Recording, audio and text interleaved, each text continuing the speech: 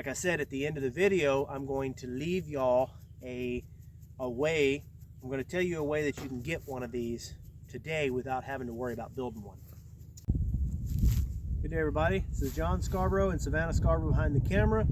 Today I wanted to talk about our bale unroller. We've had a lot of interest in this. Recently we had a lot of emails and comments about how do we get some plans to build one of these. So today I'm just going to take my tape measure and I'm going to go around and I'm going to measure. I'm going to show you exactly how to build one of these. I'm going to show you our ball size, show you just everything across here that you can do, the size spear, how to get this. We got these spears for, I think it was like 20 bucks a piece. So that's pretty, I know it was $20 together. So that's pretty cheap compared to most spears. So we're going to go through and teach y'all how to do all of that. This bale unroller, guys, this is our third year using it. Now I built this primarily because I looked for a lot of other bale unrollers and I liked them, but they didn't offer me everything that this one offers me. So this bale unroller offers a couple things, and we'll go through that throughout the video. Offers me a couple of things that I can't get in other bale unrollers, or at least I couldn't when I built this one right here. So without further ado, let's get started. So this right here is going to be pretty important. This is not, it doesn't have to, I mean, you could go bigger, smaller, it doesn't have to be exactly on this. This is about 8 inches. You can use a piece of pipe for this. I happen to have this ring. I'll probably end up welding a piece of plate here, maybe 2 to 4 inches wide. And that's just, all that is a dirt rubber. If you come around here, you can see right where the dirt rubs. All it is an 1.5 inch section where it's rubbing on the dirt. Everything else, maybe a little, but not nearly as much. So that's probably all you would need. And honestly, this has been good enough. That's only 3/4 of an inch. But I probably will put a little piece of plate there just cause, okay? So let's get into some of the meat and potatoes of it. This spear, back up just a little bit there, Savannah. I don't know exactly how I want to do this spear. I've seen others have a chain in here to keep this from coming out.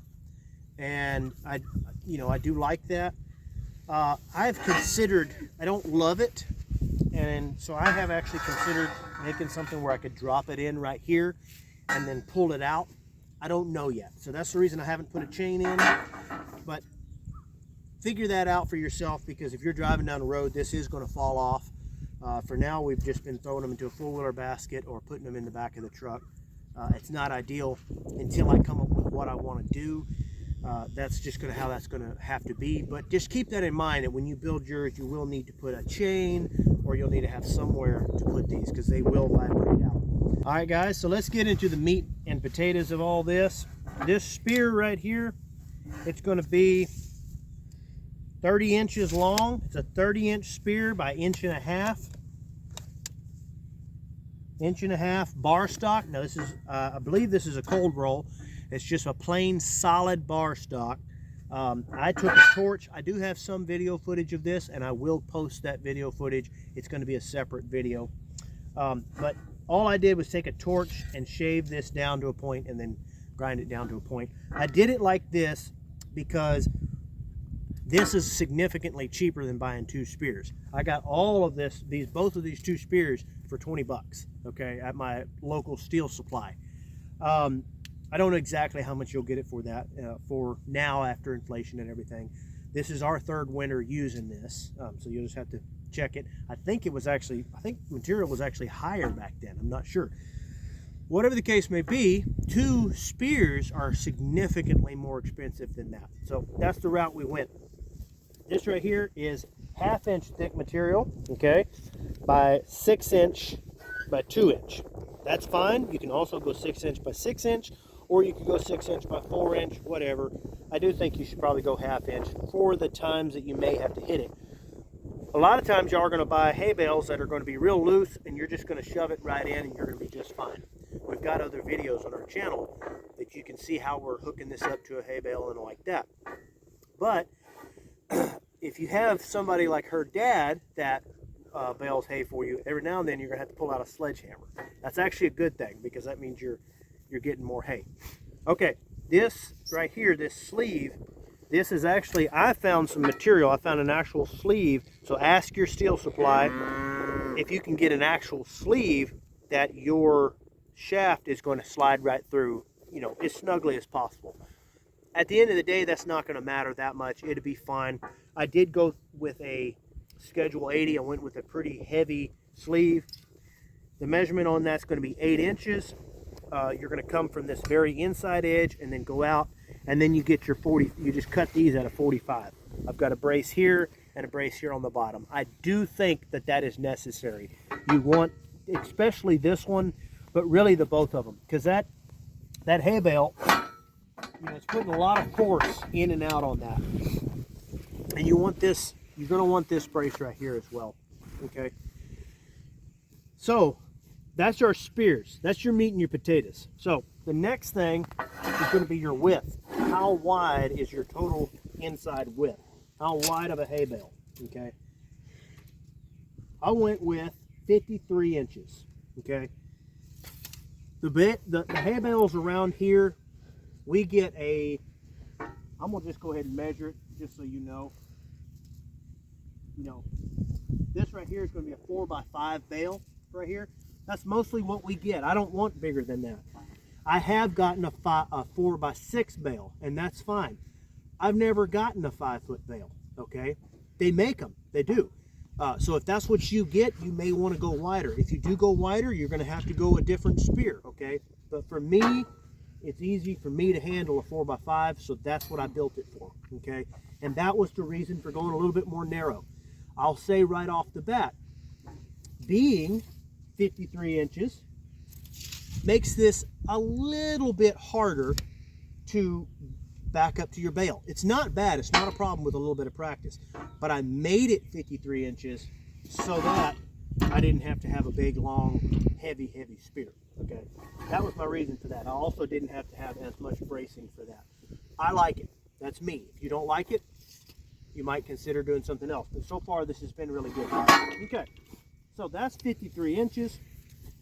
This measurement from here, if you take a look right here, I did this real easy. And if you watch the other video on me building this, I did everything in a way, like normally I would have saddled this. So come around here, Savannah, take a look. For myself, I'm a welder. I've got all the tools. I do this all the time. I would have saddled all of this, okay? But I did this in a way that anybody could build this, anybody with scrap material, okay? So all I did, I mean, I left all this wide open. It you know, it went against my grain as a perfectionist, but I'm okay with it because I wanted to build something that anybody could build. All I did was set it right on top of my pipe. I know that I'm strong there. I made sure I get me a 70-18 weld. Do not go with anything other than 70-18. Make sure you do a 70-18 weld. That's got a lot of problems right there, okay? So from that point back, it'll be 3 foot right here to where I saddled. This is the only place that I actually saddled my pipe, guys. You can buy a saddler and you can go ahead and saddle this. This is the only spot that I saddled it, and the reason for saddling it is because you do have a lot of, like, this is going to vibrate, this is going to shake. So I wanted to make sure that this was a solid point, and that's why I went ahead and saddled it and got a good bit of meat. You don't have to do 70-18 right here. You'd be fine with 60-11. Okay, so from that point back to the end of my saddle was 3 foot. Okay, this point here is 59.5. Okay, this point right here, that's 2 foot exactly. Now come down here and look at this joint. So right here we've got, this is another thing that I did this in a way that everybody can build this. Okay, so all I did was I put a piece of 1/2-inch plate in right here, and then we've got 2 more pieces of 1/2-inch plate. You see I've got the 45s in there. But this 1/2-inch plate, if I can get my glove to work, it's going to be 8 inches long by 3 inches wide. Okay? This part right here doesn't matter perfectly. All you're doing is you're putting your pin in the center. That's nothing too crazy. You don't have to worry about that. I went with a 3/4 inch pin. I think that's plenty big enough. And every year at the beginning of the hay feeding season, I put just a little bit of grease inside the hole just to help with all of that. I don't think it's that important. I put a small piece of bracing here. This right here is, we've got 2 pieces of pipe sleeved into itself. You can tell from our axle back, we've got approximately 9 inches. I say approximately because that's 9 1/4, but you wouldn't have to be exactly 9 1/4. You could be somewhere in there. Okay, so you see what I did. I got 1 piece of pipe here. That's coming off of the original axle. I got these axles from the scrapyard. And then I sleeved into, so this was a 2 3/8 piece of pipe, sleeved into a 2 7/8 piece of pipe. They sleeved in just fine. So this right here, this is the most important part. What I did to make this easy for the majority of people, because like I said, I would have saddled all of this for myself, but I wanted to go this route to give y'all some options, okay? And you could do this all the way around. You could do what I did here with this plate. I saddled this just because at this point I was ready to do it my way, okay? So I saddled it. But I didn't saddle this because I wanted to show y'all options. So this is what you could do all the way around this whole thing if you're working with pipe. Just take you a piece of 1/2 inch plate, just like that, cut you a slit, and then now you can bring this to whatever angle you want. You don't have to worry about angles. You don't have to worry about any of that. With that being said, you can go to heartofwoods.com. It's free, and you can print out whatever template you want for whatever pipe. Okay, so keep that in mind. That is helpful. But this is pretty easy for most people. You see how I did it. I just put that 1/2 inch plate there, cut my pipe, and then turn it whatever angle I want. Really does make it easy. Okay, but if you know what you're doing, then you put in all of these angles and you're good to go. This piece of pipe is going to be 15 inches long on both sides. Like I said, this is 1/2 inch plate. I went with 5 inch plate right here. You can tell you don't have to have that, but going with a nice wide piece of plate gives you more weld surface across there, which is going to give you a little bit more added strength. This piece of pipe right here is going to be a little bit shorter because you can tell that we angle out, okay? So we are at 58 inches, okay? It's going to be 58 there. These right here, this doesn't matter that much. You just want to stay away from your tires. So that's your main thing, is you don't want to come so far out that your tire's hitting it, okay? For me, I went with 37 inches. Not a big deal, okay? This one right here, my total length for my piece of pipe was 5 foot. To me, that's perfect. I wouldn't go with anything else other than 5 foot.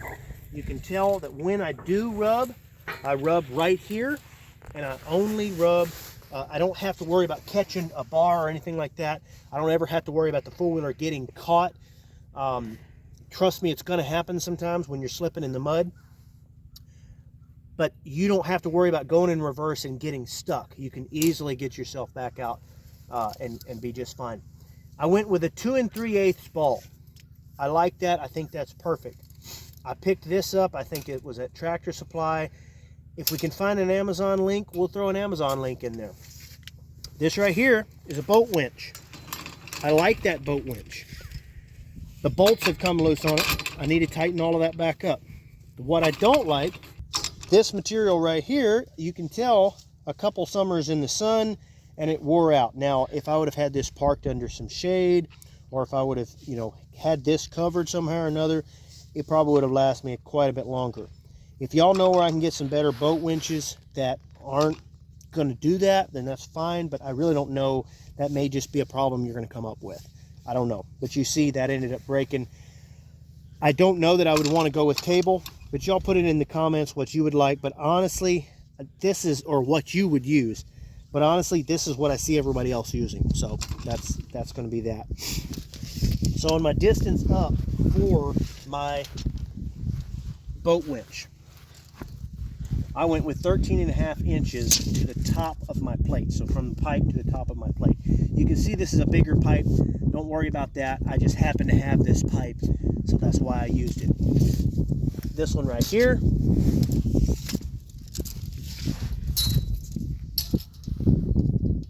This one is important, this pipe length. This one's going to be 24.5 inches. That's where this sits. That's what keeps this level. So, one other thing here. Okay, guys, I will say this. I've had a lot of people ask for actual plans on this. If I get enough people that want me to make plans, I will make some plans and actually sell the plans. So the plans, because I understand that I'm building this out of scrap material that I have, and not everybody's going to have this scrap material. I do suggest you go check your local scrap yard out to find what material you can find. But if enough people want me to, then I will go and I will draw up some plans, because we do have a small fab shop and we do fab material. That's what I do for a living. I'm a welder. So I will draw up some plans on how you can build one of these with square tubing. Go to the store, buy square tubing, and build you one of these, and I'll draw that up, and I'll make that available to purchase. So people can go on my website or they can go wherever and buy that. I have not made that available yet. So if enough people are interested, I will absolutely go do that. This right here, this is free, okay? Okay, so a couple more things we want to point out. Come back over here. This right here, it's not 90 degrees if you look at it. And this is pretty important, okay? I didn't set this at 90 degrees. I set this at a slightly cant up. I would say that's probably approximately a 7-degree pitch up. I'm not exactly sure what that is. The reason for that is the length this way, the slight cant up, all of that put together makes it to where I can take this loose. I'm not saying that it's, it can, if you pick it loose, pick it up with a hay bale on it, and you get it at too high of an angle, it can flop up on you. So I'm not saying that it's, but I did it for myself. So I'm not making any suggestions for anyone else. I'm just putting that out there. Full discretion. It could be dangerous. Don't do it, okay? But I built it like that because if my four-wheeler gets stuck out in the field, I still got a hay bale on it, and I can't get it off, or I don't want to drop it right there, I can unhook this. I have videos showing me doing this. I can unhook this and I can roll this trailer around because it's balanced just right to where I can roll this trailer around with the hay bale on it. And it's not a problem. I'm able to do that. I can take it from a four-wheeler and hook it up to a truck. I can do whatever I want with that. Like I said, you make your own decisions on whether or not you should do that. I'm not advising anyone does that. The point is that is what? And I can actually, not with the hay bale on it, but I can actually pick it up and like roll it around. If I need to back up to a bale and I get too mad and can't back it up, I will just unhook it and then by hand, I mean, of course I can't do it with a bale or anything like that, right, but empty, I can move it around and it kind of gets me out of a bind. Right. I can do it with a bale. It's balanced in such a way that I can do it with a bale. But Savannah can do it without a bale, and that's the whole point. A lot of people have built these in a way that you have to tilt this back to a certain degree. A lot of people have built these in such a way where you have to tilt this back however much in order to have it balanced. But then if you happen to get it too low, then it flops down on you. It's not the best. I designed this in such a way where you can have it down and it's full tight position. It's right where it's going to be, and it's still balanced in such a way where you can easily still move it around by yourself with one hand. It's not a problem. You don't have to take this loose. You don't have to do anything. Like she said, if you want, you can bring it right to your hay bale. It's not a problem. So